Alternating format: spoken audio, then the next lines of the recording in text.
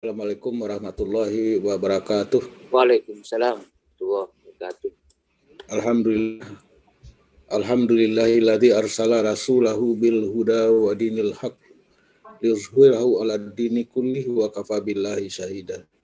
Asyhadu an la ilaha illallah wahdahu la syarikalah wa asyhadu anna Muhammadan abduhu wa rasuluh la nabiyya ba'dah. Amma ba'du.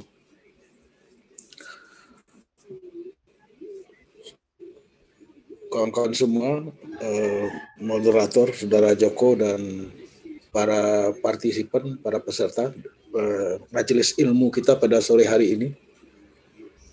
Saya nggak tahu persis maksudnya apa dengan kajian hibrida itu apa, nggak ngerti. Mungkin hibrida itu ada yang daring, ada yang luring mungkin ya. Mungkin, saya nggak tahu. Tapi saya diminta untuk bicara mengenai peradaban Islam, sejarah peradaban Islam dalam 2 kali pertemuan ya, hari Senin sore ini sama hari Senin sore lagi pekan depan ya. Pekan depan sore ini dan pekan depan sore ini saya mau berbicara mengenai sejarah Islam pada masa klasik dan pada abad pertengahan, dan nanti pada pertemuan yang akan datang kita berbicara mengenai Islam pada abad pertengahan dan Islam ketika bukan pertengahan, Islam pada masa modern ketika Islam bertemu, masyarakat Muslim bertemu dengan masyarakat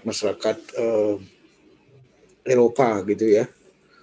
Bagaimana respon dan bagaimana apa yang terjadi, perkembangan apa, dinamika apa yang terjadi ya. Nah, jadi 2 kali pertemuan ya. Silakan kalau ada yang berminat lagi untuk minggu depan ya boleh. Nah, kalau kita berbicara mengenai sejarah Islam pada masa klasik ya, khususnya pada masa klasik, memang di kalangan umat Islam dan juga para ahli terjadi perbedaan dalam melihat sejarah Islam itu. Ada yang melihatnya secara romantik dan idealistik ya. Secara romantik dan idealistik. Jadi yang dimaksud dengan romantik idealistik itu adalah bahwa sejarah Islam pada masa awal ini, pada sejak masa Rasulullah sampai pada masa sahabat, itu adalah sejarah yang bagus ya, sejarah yang dianggap sebagai di mana pada masa itu Islam adalah Islam yang sempurna, Islam yang paling ideal gitu. Islam yang belum tercampur dengan berbagai kebudayaan, dengan berbagai tradisi dan sebagainya ya. Yaitu Islam yang masih terbatas pada, boleh dikatakan Hijaz lah. Hijaz itu Makkah, Madinah dan Jeddah ya. Jadi itu yang melihat pertama ya. Jadi digambarkan bahwa sebetulnya dengan pandangan yang bersikap romantik dan idealistik itu, kedatangan Islam itu memang merupakan satu break ya, satu terobosan, satu peristiwa besar di dalam sejarah. Sering orang menggambarkan ya kedatangan Islam itu ya menjadi momentum perubahan dari kegelapan dari masa jahiliyah kemudian ke masa yang terang benderang gitu, kira-kira begitu. Masa kebodohan ya. Orang sebelum masa Islam itu adalah orang-orang yang jahiliyah. Jahiliyah itu artinya orang yang bodoh, nggak tahu apa-apa gitu ya. Ada pengertian seperti itu ya, walaupun kemudian pengertian jahiliyah itu juga berkembang ya. Tapi juga ada yang melihat sejarah Islam itu apa adanya ya, sesuai dengan apa yang direkam oleh sumber-sumber sejarah, direkam oleh historiografi sejarah itu. Sejarah itu sebagaimana adanya, sebagaimana apa yang terjadi ya, yang direkam oleh berbagai peristiwa. Nah, kalau kita lihat seperti itu, maka kemudian banyak peristiwa yang terjadi itu yang peristiwa yang sebetulnya boleh kita bilang sebagai sebuah gejala kemanusiaan, ya. Gejala yang lazim, gejala yang biasa dalam kehidupan kemanusiaan. Apa itu yang dimaksud dengan gejala yang biasa dalam kehidupan kemanusiaan? Ya bahwa sejak masa Nabi Muhammad dan kemudian para sahabatnya, ya terutama para sahabatnya, adalah juga manusia biasa, walaupun mereka adalah sahabat Rasulullah misalnya, tapi mereka juga adalah manusia biasa yang selain mempunyai akal pikiran, hati nurani, tapi juga punya hawa nafsu, ya. Punya hawa nafsu, dan sering juga hawa nafsunya lebih berkuasa, lebih dominan daripada akal pikirannya. Ya.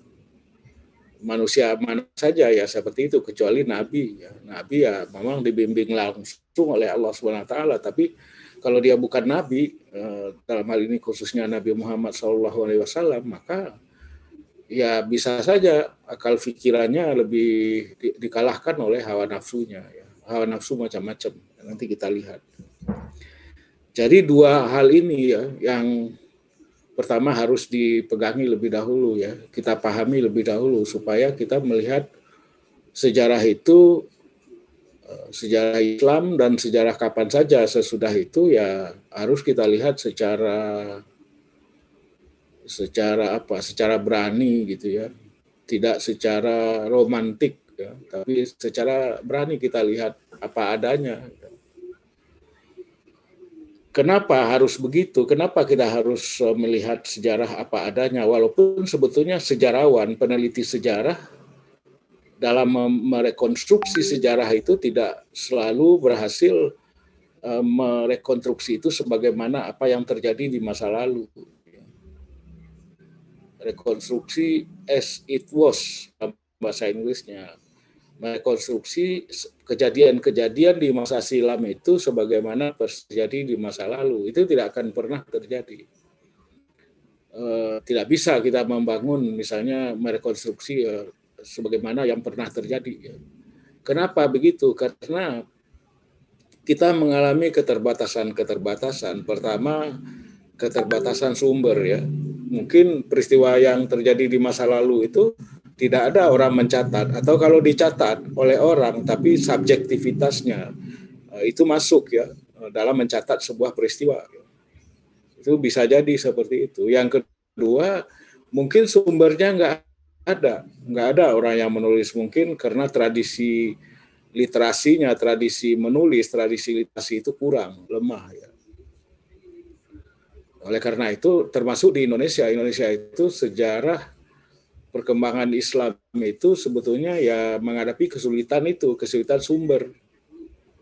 Karena apa? Karena tradisi tidak banyak bahan tertulis yang tersisa, yang ada, apalagi dengan iklim yang serba lembab, yang humid, yang serba lembab, ya tidak banyak bahan untuk menulis yang bisa bertahan. Kalau kertas bisa bertahan dalam waktu yang lama, kecuali mungkin dalam bentuk misalnya mungkin kulit kayu begitu ya, kulit kayu atau mungkin daun lontar misalnya, itu mungkin bisa bertahan lebih lama. Tetapi kalau kertas itu nggak bisa ya, bertahan dalam waktu yang lama, dimakan rayap ya, lembab dan sebagainya ya. Nah, jadi tidak pernah kita bisa merekonstruksinya. Tapi rekonstruksi sejarah itu perlu. Rekonstruksi peristiwa di masa lalu itu penting sekali. Karena apa? Karena kita belajar sejarah itu sebetulnya untuk pemandu kita melangkah ke depan. Jadi sejarah itu gunanya adalah sejarah for the future, sejarah untuk masa depan. Itu manfaatnya sejarah. Walaupun kemudian orang menulis sejarah itu karena berbagai macam kepentingan juga.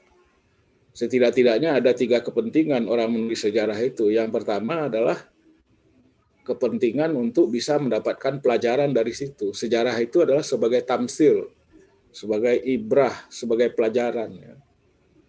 Di dalam Al-Quran itu banyak sekali peristiwa-peristiwa sejarah yang menyangkut orang, tokoh-tokoh, figur-figur historis ya, Itu ada nabi-nabi, ya kan, rasul ada gitu, kejadian kaum tertentu itu ada.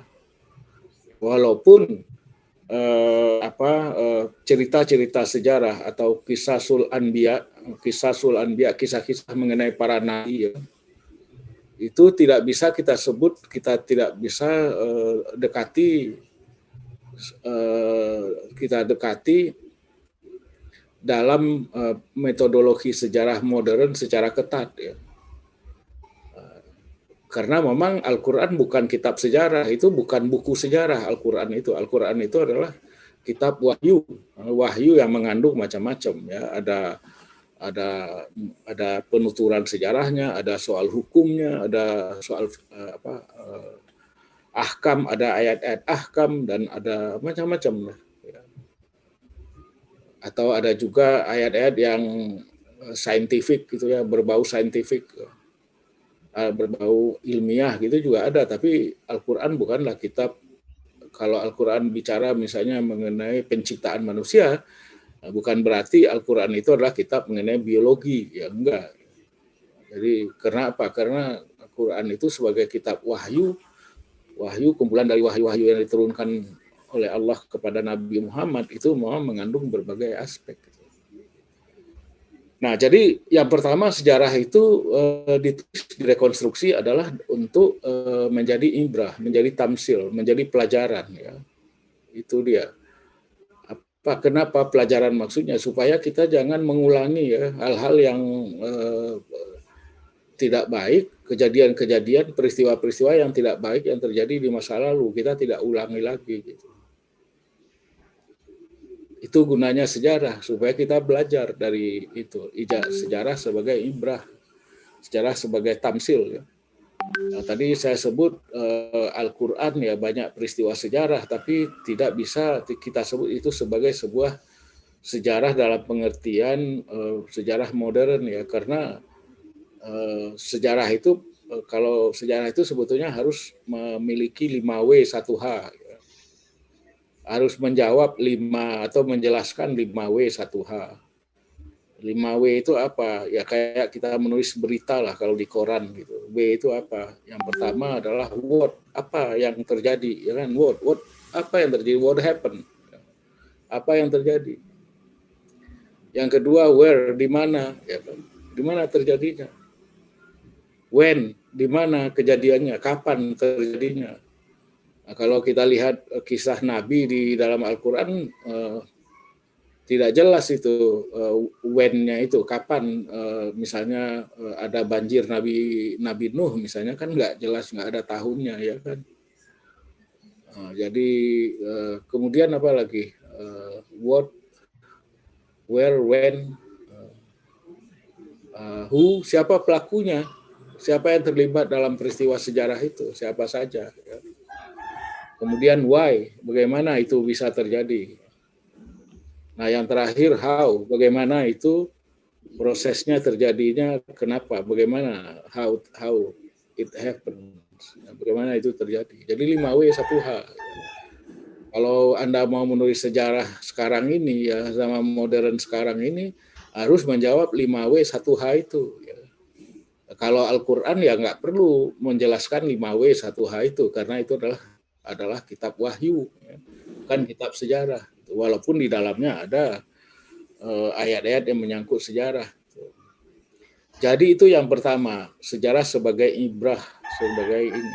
Yang kedua adalah sejarah sebagai ideologi. Jadi orang nulis sejarah itu untuk kepentingan politik, ya. Untuk kepentingan politik, kepentingan ideologis. Banyak yang begitu itu. Di Indonesia juga ada, misalnya zaman Orde Baru ditulis sejarah mengenai serangan umum 11 Maret misalnya, atau Janur Kuning itu yang difilmkan, ya. Itu ya sejarah di masa lalu, masa awal Orde Baru, akhir atau masa revolusi di Yogyakarta itu, dalam rangka membesar-besarkan peranan Soeharto. Jadi ada kepentingan politik, kepentingan rejim yang berkuasa pada waktu itu, ya, untuk menuliskan sejarah, merekonstruksi sejarah, ya, untuk kepentingannya. Atau misalnya kalau Anda pergi sekarang ini atau bukan sekarang ini, dalam waktu yang sudah sebetulnya sudah sangat lama, kalau kita pergi ke Yerusalem ya di Palestina, itu Masjidil Aqsa itu di bawahnya itu udah bolong-bolong, ya. Jadi udah digali habis sama Israel, diekskavasi ya, dalam rangka menemukan untuk dalam tanda kutip ya, menemukan bukti-bukti sejarah, bukti-bukti arkeologis bahwa dulu kawasan Masjidil Aqsa itu adalah tempat Mount of Zion ya. Jadi tempat ibadahnya orang Yahudi ya zaman dulu, zaman Nabi Musa dulu itu yang pertama kali. Nah, itu mereka ingin membuktikan itu, walaupun jadi sejarah itu memang kemudian bisa dibikin untuk kepentingan ideologis tertentu. Dalam hal ini adalah kalau kasus Palestina itu adalah ideologi Zionisme, katakanlah begitu ya, Zionisme. Nah, yang ketiga, sejarah itu ditulis adalah untuk academic purposes, untuk tujuan-tujuan akademis. Tujuan akademis itu apa? Misalnya Anda mau menulis disertasi, menulis tesis S2, disertasi doktor, ya kan, melakukan penelitian mengenai itu, dan harus sebagai usaha akademik, ya dia harus Anda harus mengungkapkan, menulis, mencakup 5W 1H itu harus menjelaskan hal seperti itu. Kalau enggak, ya berarti tulisan Anda itu enggak lengkap, ya kan? Harus dipertanggungjawabkan, sumber-sumbernya bisa diverifikasi, bisa diuji, ya kan? Itu diuji, bisa dipertanggungjawabkan, ya, tidak dibikin-bikin ya, karena di dalam ilmu sejarah dikatakan bahwa Anda boleh salah dalam menafsirkan bahan, ya, membaca sebuah bahan itu salah gitu ya, boleh, dan dipengaruhi oleh subjektivitas Anda, ya nggak apa-apa, itu biasa, nggak bisa itu.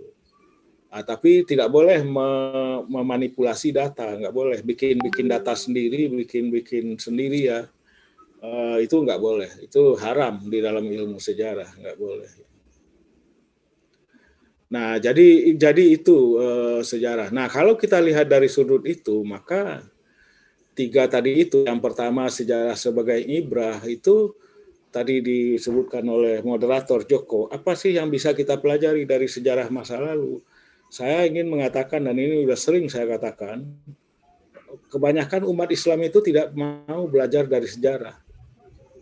Jadi selalu mengulangi kesalahan-kesalahan. Selalu, kalau dalam istilah Profesor Syafi'i Ma'arif, dia mengatakan umat Islam itu selalu terjerumus ke dalam limbo sejarah. Limbo itu apa? Lubang dalam ya, yang gelap dan menghitam. Itu dia limbo sejarah. Tidak bisa keluar dari situ karena terus-menerus ya. Saya mengatakan banyak umat Islam itu lebih bodoh dari keledai. Keledai itu membawa buku, ada buku di atas punggungnya, tapi kemudian tidak berfungsi apa-apa karena dia jatuh lagi di lubang yang sama, ya kan? Walaupun memiliki buku pengetahuan, banyak kebijakan di dalam buku itu, tapi ya dasar keledai jatuh lagi di situ, ya kan? Berulang kali. Nah, jadi nggak mau belajar sampai sekarang. Kebanyakan orang Islam nggak mau belajar dari dulu sampai sekarang. Ya. Mengulangi lagi kesalahan seperti itu, banyaklah itu. Nah, tadi misalnya begini ya kan, Rasulullah SAW datang kemudian menyampaikan wahyu di dalam masyarakat Arab, yang masyarakat Arab itu ditandai oleh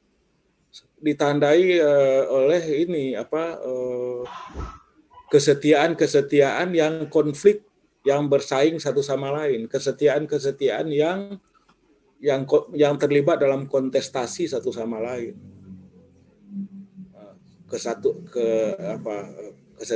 kesetiaan itu, yang kemudian kesetiaan itu mengakibatkan munculnya sektarianisme di dalam masyarakat Arab, baik sektarianisme suku, sektarianisme agama, itu yang terus bertahan. Maka Rasulullah SAW ketika menyampaikan wahyu, dia mencoba menghilangkan itu melalui ayat Al-Quran atau apa yang menyatakan bahwa manusia itu sebetulnya bersaudara, ya kan, dan Islam itu adalah damai, segala sesuatu itu harus diselesaikan secara damai, ya kan, tidak boleh konflik dan sebagainya, itu menghindari konflik gitu. Nah, tapi dalam kenyataannya tidak seperti itu. Kalau kita lihat ya, jadi misalnya contohnya ya, ketika Rasulullah wafat, jenazahnya itu menurut satu sumber sejarah itu terlantar selama 2 hari, tidak diurus oleh para sahabat. Sumber yang lain bilang 3 hari. Ya. Itu disebut dengan peristiwa Sakifah Banu Sa'adah. Ya.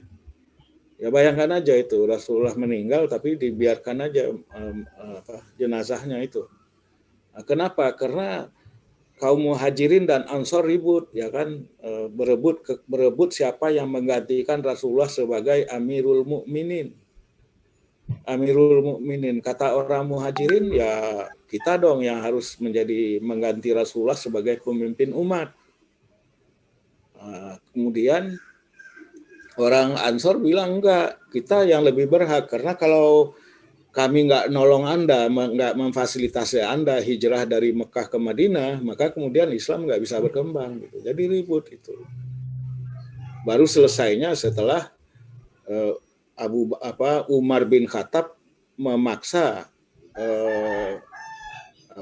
Abu Bakar Siddiq untuk menggantikan Rasulullah sebagai Amirul Mukminin, ya kan? Karena dia yang paling senior dan paling dekat dengan Rasulullah, maka karena dipaksa sama Umar, Abu Bakar nggak bisa menolak, ya, karena Umar ini keras kemauannya, nggak ada yang berani melawan, membantah Sayyidina Umar ini. Akhirnya ya berbaiat, semua sahabat berbaiat, maka selesailah itu masalah. Nah, jadi itu satu contoh itu, ya kan. Jadi apa yang diajarkan oleh Islam, disampaikan oleh Rasulullah, tidak selalu diikuti oleh umat, oleh sebahagian. Ya.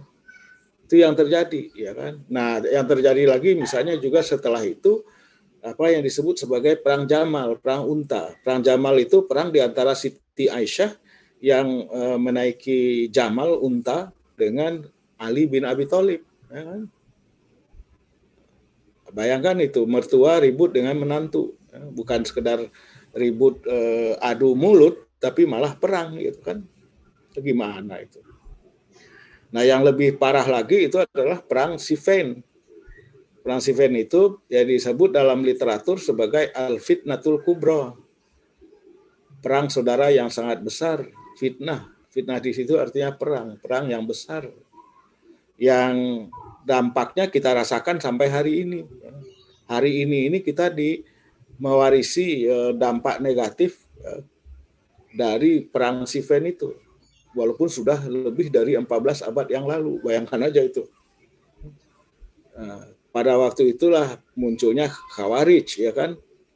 Kaum Khawarij itu adalah tadinya pendukung Ali yang keluar dari barisan Ali karena Ali menerima usul perdamaian tahkim bil Quran, ya, atau tahkim bil mushaf, ya, mushaf Quran yang diminta oleh Muawiyah bin Abi Sufyan. Pada waktu itu Ali sudah mau menang, sudah hampir menang, ya kan, tapi karena Muawiyah ini orangnya licik, ya, licik katakanlah begitu, maka kemudian Ali tertipu daya oleh dia. Maka kemudian sebagian pengikut Ali keluar. Itulah yang disebut orang-orang yang keluar atau Khawarij, orang yang keluar. Dan doktrinnya itu cuma 3 pokoknya. Yang pertama itu adalah takfir, mengkafirkan orang Islam lain yang tidak sepaham dengan mereka. Berdosa besar, orang yang menerima perdamaian itu berdosa besar, dan oleh karena itu sudah kafir, dan oleh karena itu halal darahnya. Doktrin yang kedua itu adalah hijrah. Hijrah itu memisahkan diri dari masyarakat muslim mainstream. Kita lihat sekarang ini, ya kan, kelompok-kelompok sel-sel itu yang memisahkan diri dari umat Islam mainstream, arus utama itu. Nah, yang ketiga adalah jihad, memerangi umat Islam yang lain.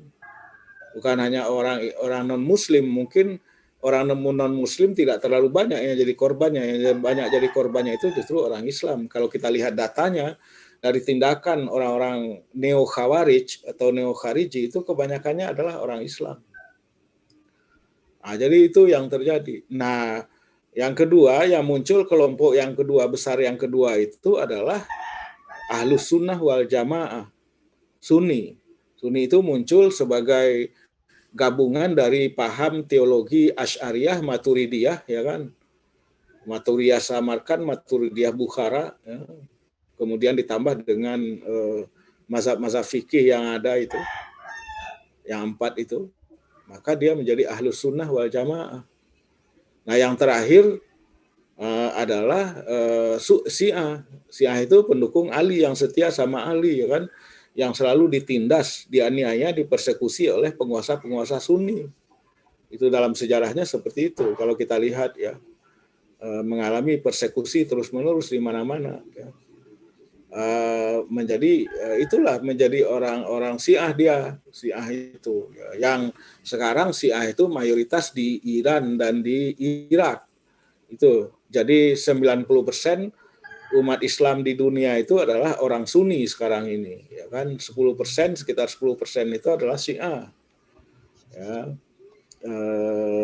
Orang Islam itu jumlah totalnya di dunia sekarang ini sekitar 1,8 miliar orang, 1,8 miliar. Orang Katolik dan Protestan atau Kristianitas jumlahnya 2,4 M sedunia. 2,4 miliar yang terdiri dari Protestan, Katolik ya, dan Protestan ya. Saya kira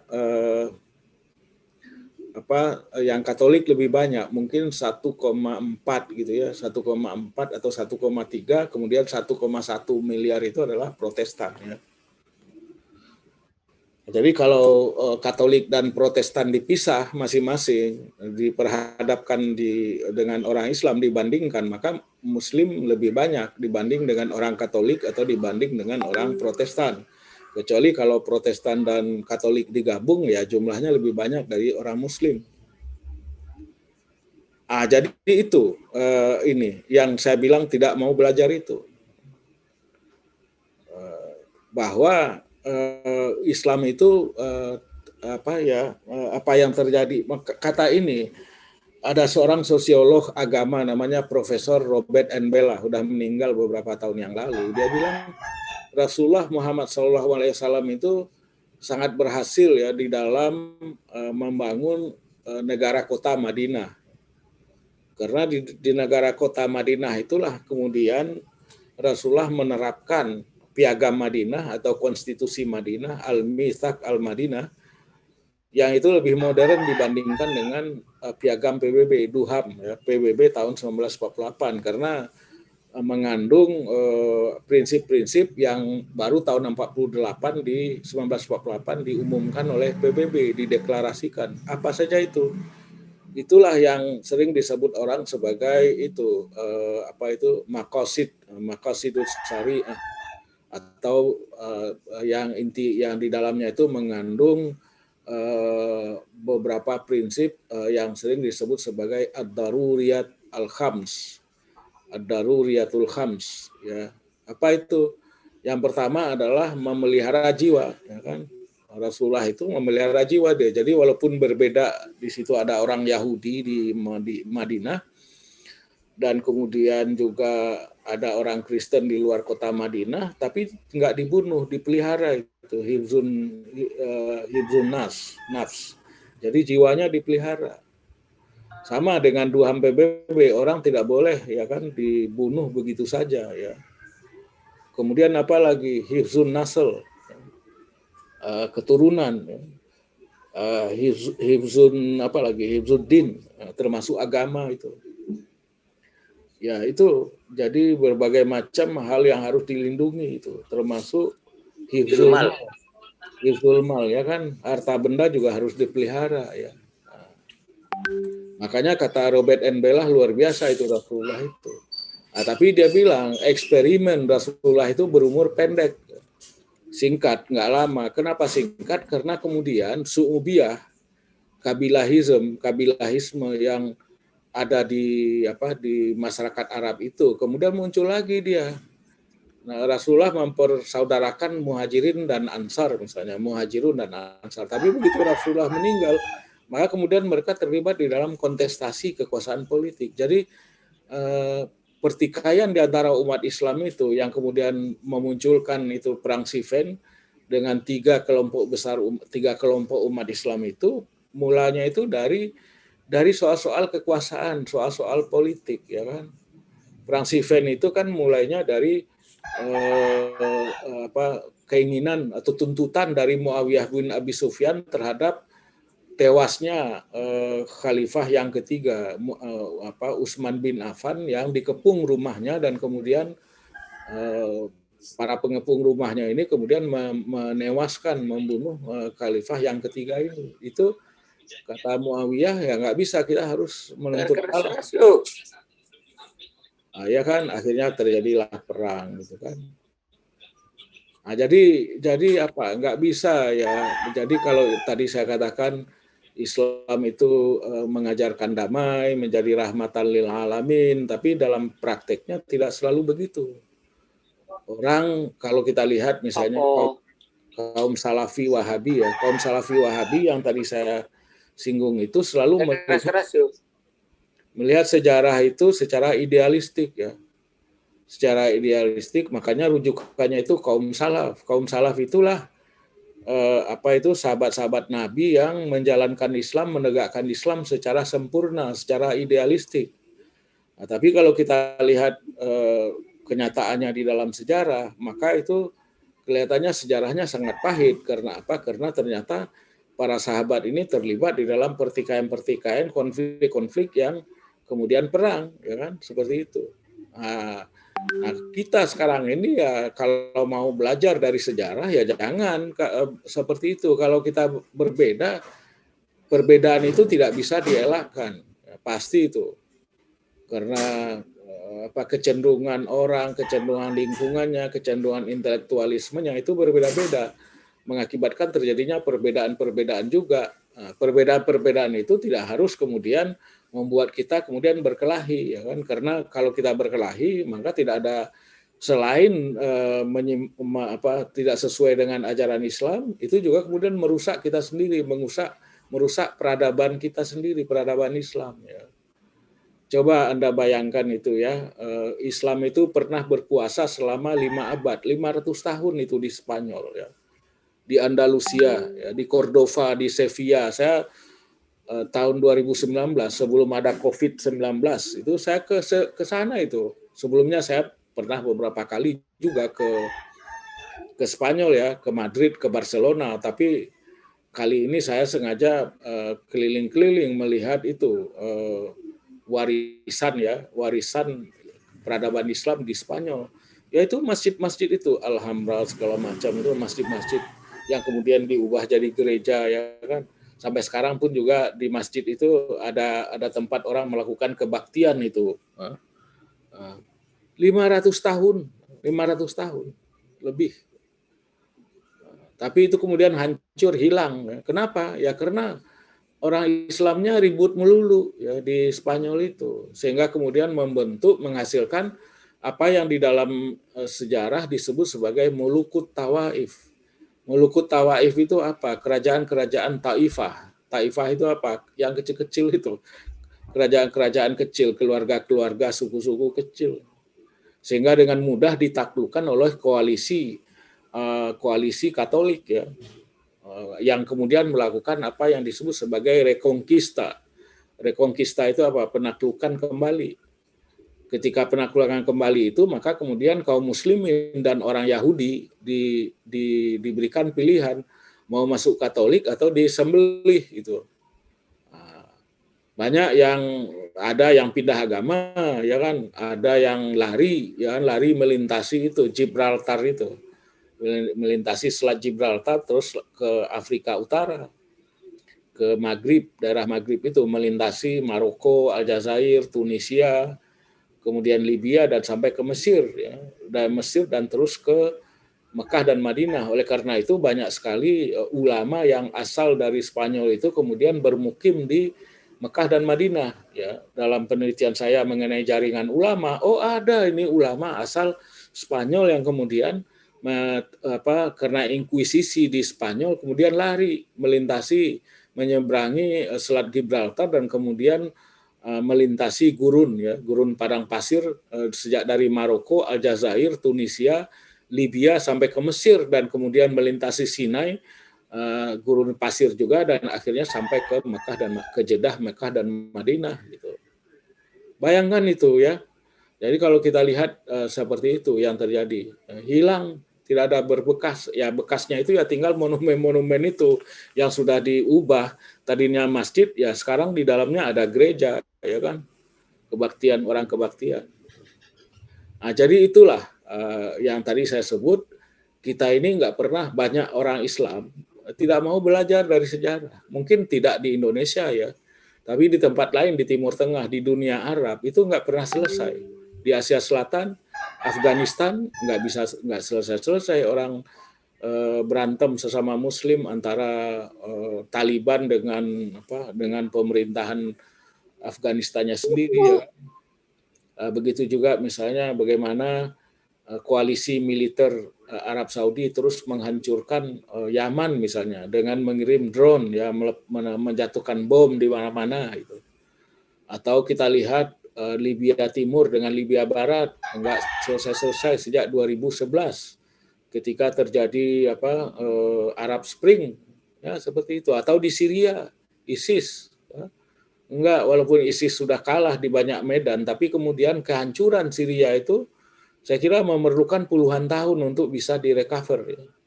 Masjid Masjid Damaskus itu, masjid dinasti Umayyah di Damaskus itu kan hancur. Udah dicegah sama UNESCO nggak berhasil ya. Begitu juga di Irak juga seperti itu. Nah inilah ya. Kalau kita mau belajar dari kepedihan-kepedihan, makanya kemudian saya kira mungkin dalam konteks itu Indonesia itu mungkin pengecualian ya. Karena apa? Karena di Indonesia ini nggak ada orang Islam yang perang terus-menerus itu. Nggak ada. Boleh dicari ya. Saya mempelajari sejarah sejak Islam datang, Islamisasi sejak abad 13, tidak ada itu orang Islam dari suku mana gitu ya, atau dari kabilah mana, karena di Indonesia kan nggak ada kabilah ya kan. Katakanlah suku Bugis misalnya memerangi orang Jawa, atau orang Jawa memerangi orang Bugis, orang Sasak ya, sesama Muslim, tidak ada itu, nggak ada. Orang Melayu perang dengan orang Aceh misalnya, nggak ada juga, tidak ada. Makanya saya bilang itu pengecualian Indonesia itu. Jadi kalau kita bilang Islam wasatiyah itu sebetulnya terwujud di Indonesia sejak dari dulu ya, itu memang kenyataannya seperti itu. Karena apa? Karena kaum muslimin di tanah air kita ini, di Kepulauan Nusantara ini, dalam perjalanan sejarahnya ya boleh disebut umumnya itu hidupnya damai, hidupnya itu rukun aja, baik sama Muslim maupun juga dengan non Muslim, ya kan? Ketika Islam menyebar sejak abad 13, kemudian Eropa datang, orang abad 16 lah, terutama abad 16, awal abad 16 orang Portugis datang, kemudian orang Spanyol datang, dari pertamanya adalah di kawasan Aceh di Selat Malaka, kemudian digusur ya, kemudian pindah ke timur. Mereka kemudian akhirnya menguasai Spanyol, menguasai Filipina ya kan. Itu di Kepulauan Nusantara juga tidak terjadi perang ya, yang berkelanjutan yang lama di antara kekuatan-kekuatan politik Islam, kesultanan-kesultanan politik Islam dalam perang yang panjang ya atas nama agama dengan penganut agama lain, dalam hal ini Kristianitas ya, terutama Katolik yang dibawa oleh orang Portugis dan orang Spanyol. Nah, jadi itu ya, itu kalau kita mau belajar ya kita jangan berkelahi, itu penting sekali, jangan. Apalagi di Indonesia. Indonesia ini negara Muslim terbesar di dunia. Ya kan? Saya tidak melihat banyak harapan di tempat lain. Kalau perang terus ya gimana? nggak ada harapan untuk kemajuan, ya kan? Kalau perang terus, kapan mau membangun, kapan mau meningkatkan kualitas sumber daya manusianya? Kalau ribut terus, ya kan, yang terjadi seperti yang kita lihat di mana-mana, di banyak bahagian dunia Muslim. Mungkin tidak seluruhnya ya, tapi banyaklah di yang tadi sudah saya sebut beberapa itu.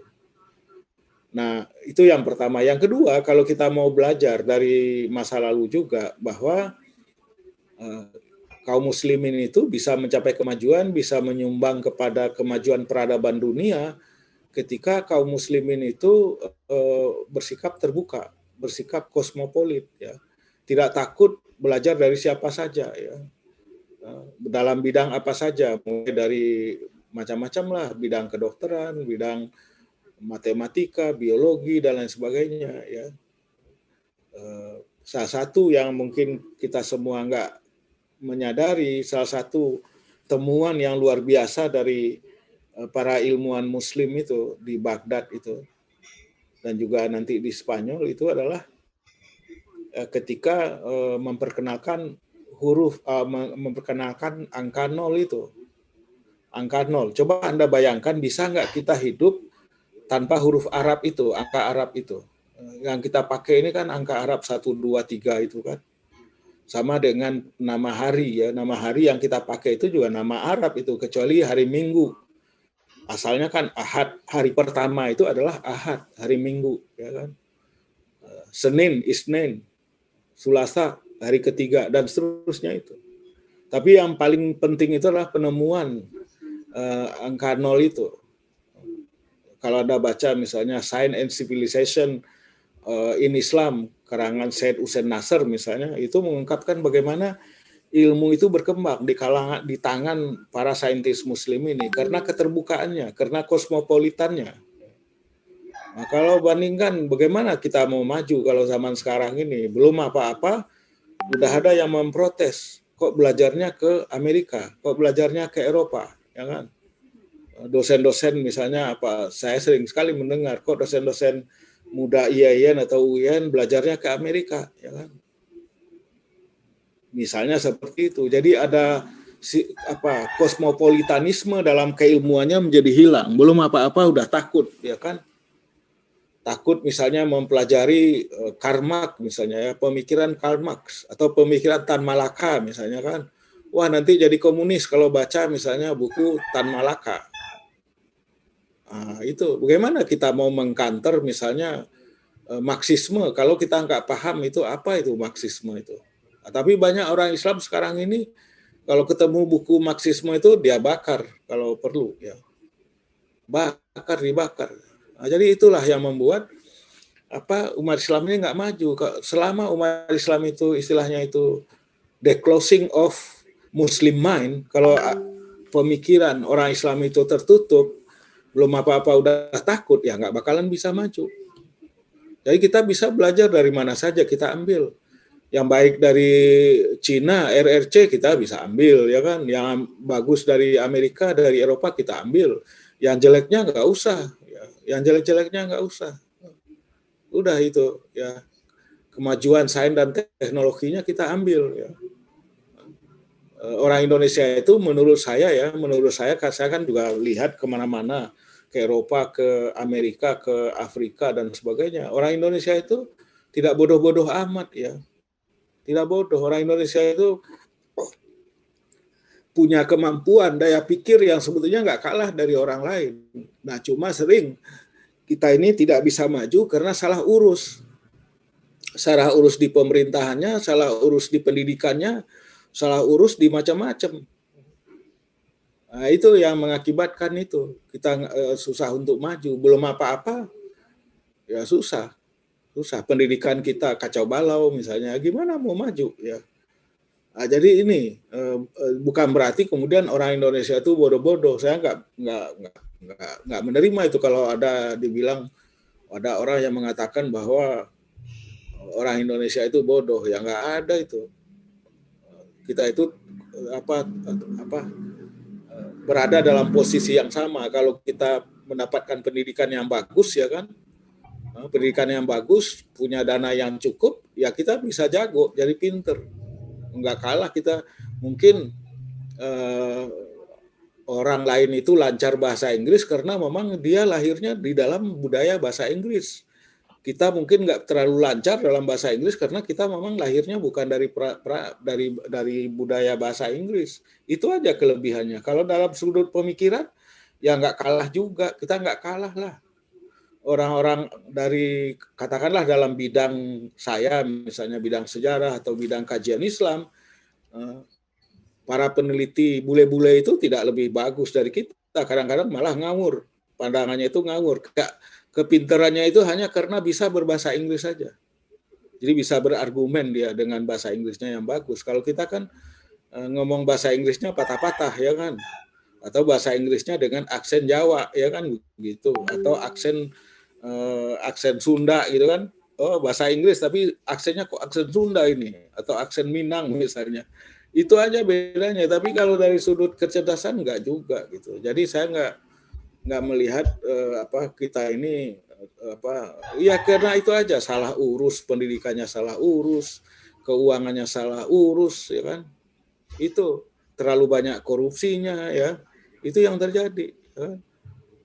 Jadi itulah yang harus kita perbaiki ke depan ya kan, ke depan itu. Jadi orang Islam harus terbuka ya, harus kembali kepada semangat kosmopolitannya, menerima pengetahuan dari mana saja yang baik kita ambil, bisa untuk pengetahuan yang baik itu dalam rangka membangun, menciptakan inovasi-inovasi, karena nggak mungkin kita maju kalau nggak ada inovasi ya, nggak mungkin itu kita maju kalau nggak ada riset, nggak ada inovasi ya nggak mungkin. Oleh karena itu saya termasuk yang nggak setuju menentang itu Kemendristek itu dihapuskan, digabungkan ke Dikti, ke Kementerian Pendidikan dan Kebudayaan. Orang Kemendikbudnya aja udah kedodoran kayak begitu ya, ditambah lagi dengan Kemendristek digabungkan ke sana. Itu kemana visinya gitu? Gimana kita mau maju kalau begitu itu? Itu yang saya sebut dengan salah urus itu ya seperti itu. Itu contoh salah urus ya. Nah, jadi itu kalau kita mau belajar dari sejarah Islam di masa lalu, kita nggak cukup hanya dengan romantisme. Ya banyak juga orang Islam hanya romantismenya aja. Wah kita dulu maju, ya so what? Kita dulu saintis kita banyak. Ya sekarang mana, ya kan? Itu yang penting itu bukan di masa lalu itu iya ya kan, tapi lebih penting lagi hari ini ke depan, apa yang harus kita lakukan hari ini dan ke depan dalam rangka itu membangun Islam itu atau mewujudkan Islam itu sebagai rahmatan lil alamin. Ya, kalau kita misalnya tetap terkebelakang secara ilmu pengetahuan, terkebelakang secara teknologi, terkebelakang secara ekonomi, nah kita nggak bisa menjadi rahmatan lil alamin. Bagaimana? Ya, menjadi rahmat kalau kita miskin.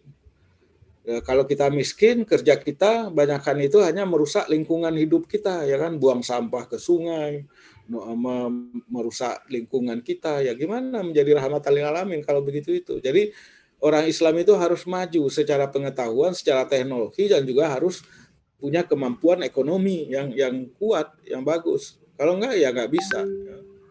Hanya kita nanti jatuh ke dalam retorik-retorik yang nggak bisa diwujudkan. Gitu.